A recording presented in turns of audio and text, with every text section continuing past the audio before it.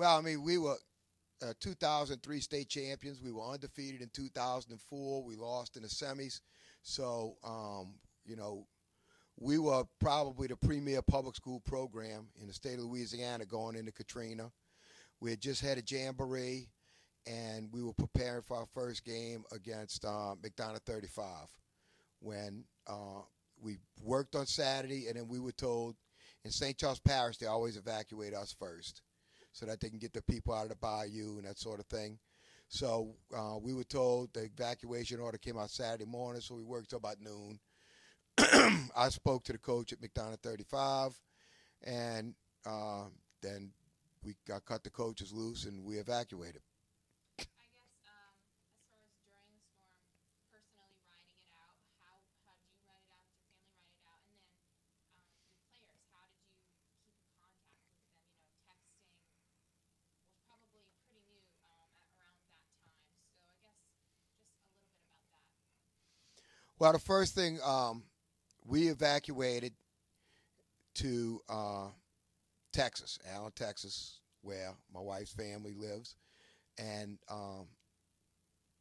it was hard to get anyone on the phone, but you could get people through texting. So basically, I was able to get my coaches, most of my coaches, keep in touch with them, and a couple of people like in charge of the Booster Club, and they could kind of spread the word. That Friday night was the first Friday night I'd missed in football since 1979. I went to a high school game in Texas, and that Saturday morning I said, I got to get back. And so I left my family in Texas, and I drove back.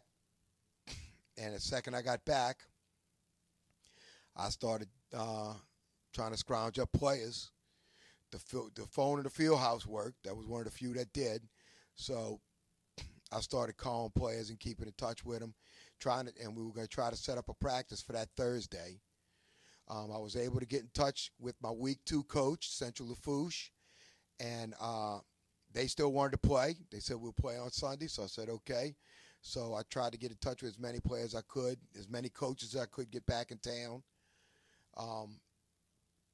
to practice Thursday to get ready for a Sunday game. One coach was back in town. So he was in charge of getting the players on the phone, and we hit the neighborhoods trying to track them down, make sure we got most of them back. But while he was on the phone trying to get players, my schedule was wiped out. So I was on the phone trying to get a football schedule. And so that's basically how we went from Monday to around Thursday, and we were very fortunate that most of them showed up Thursday, and I had enough coaches that we could have practice. And we went down Sunday and beat Central Lafourche. Now you talked about leaving your family in Texas and coming back here. Did you have any problems getting back in? And like, what were the first, some of the first sights you remember seeing getting closer to this area? Some of the devastation. Well, I came down over the Lutcher Bridge, and I had a giant oak tree in my front yard. I was so scared it was going to blow through my house. And when I saw the way all the sugar cane was blown down, I said, oh, good, my house is safe. Because I knew if the tree blew down, it would blow down away from my house. They had a roadblock when you were trying to get back into St. Charles Parish, not letting people in. But when you're the head coach of Hahnville, everybody knows who you are. So I got in.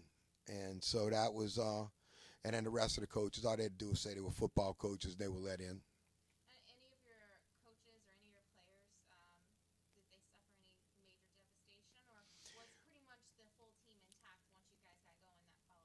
Well, I had a couple coaches that lost everything. So once again, I had to try to find places for them. So we found one coach stayed with another coach. One coach stayed with in a camper and in someone's front yard. So I had to find places for them. And so that was another thing. Besides schedule, besides tracking down my players, trying to find places for my coaches to stay until their families could come back in. I had one coach that while he was here, he left his family in Fort Worth, and his wife had a baby. So, we had all kinds of interesting things going on during Katrina. As far as recovery after the storm, now I know you guys weren't hit super, super hard like, the greater New Orleans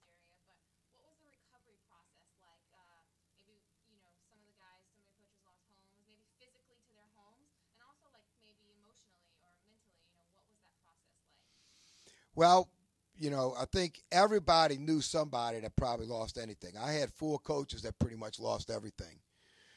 We had a lot of teachers that lost everything. They were living in FEMA trailers and things like that. But I had a few players that lost everything. They were living in FEMA trailers. But for the most part, our kids were excited to get back to school.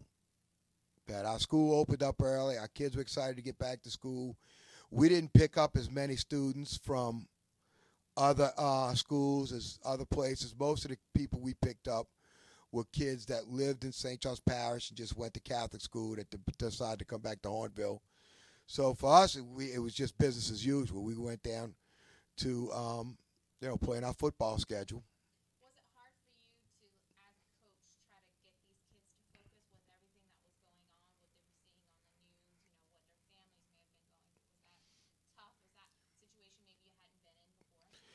Well,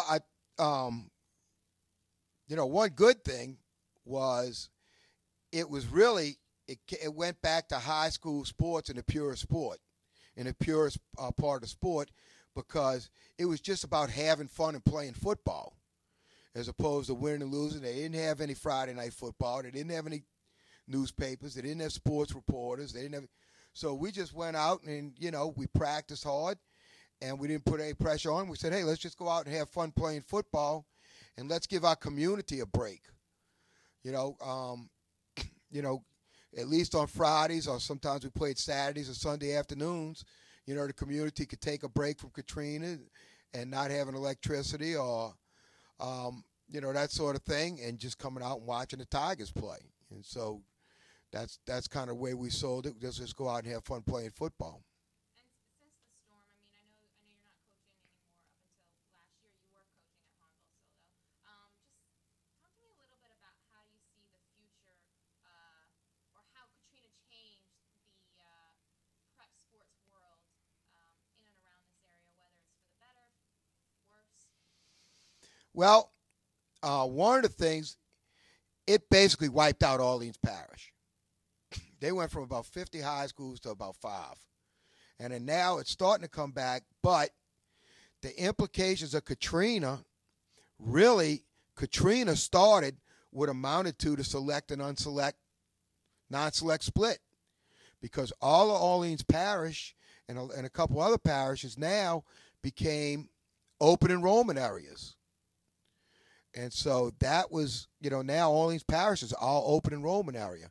And then you have problems with schools starting up and folding and other schools. So that really changed the landscape of football in South Louisiana, that part of Katrina.